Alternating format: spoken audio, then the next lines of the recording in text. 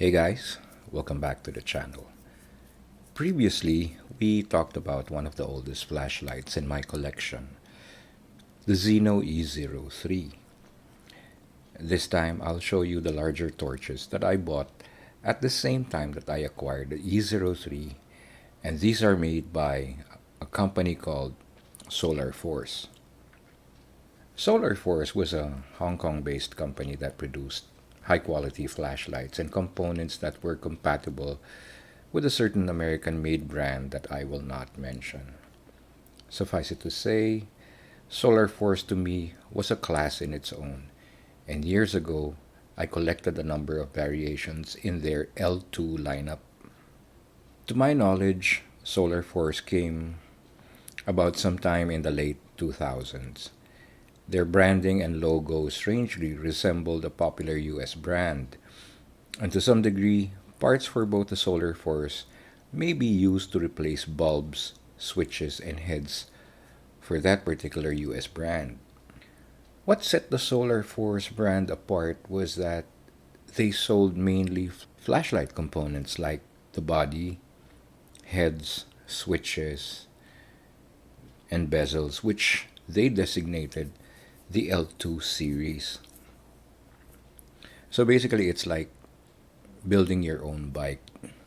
You get a frame, you get a fork, the wheels, the brakes, everything. Solar Force was that kind of a flashlight. At the time when US made flashlights were still using krypton bulbs, Solar Force was already making LED equivalent bulbs for that particular US brand. So if your krypton bulb on your US made flashlight went dead, you can easily replace it with the Solar Force brand. The build quality of the flashlights was at par with today's generation of high tech flashlights. Machined aircraft aluminum alloy and polymer models were made available to the booming flashlight market. Honestly, I have no idea what happened to the company, but what I do know is that their website has already been taken down a few years ago.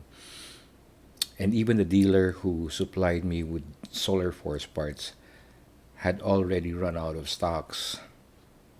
So, what I currently have most likely are certified collector's items.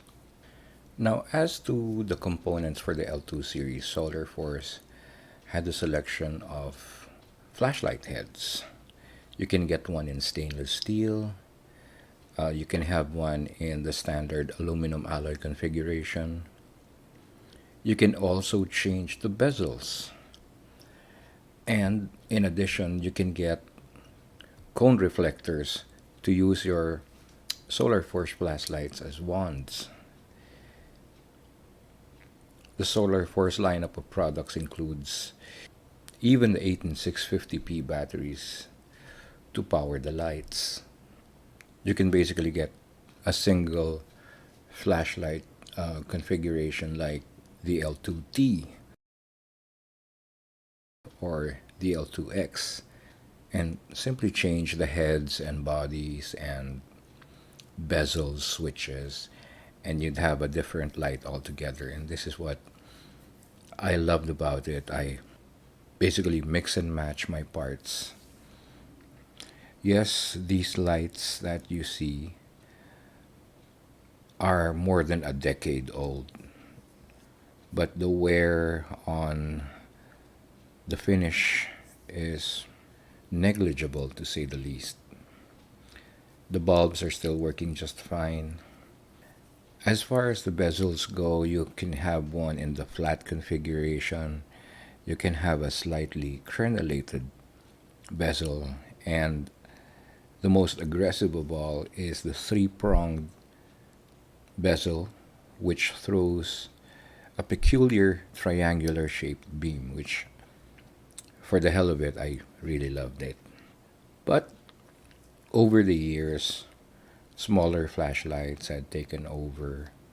These L2 series flashlights just became too bulky, too heavy to pocket or even to carry in the bag.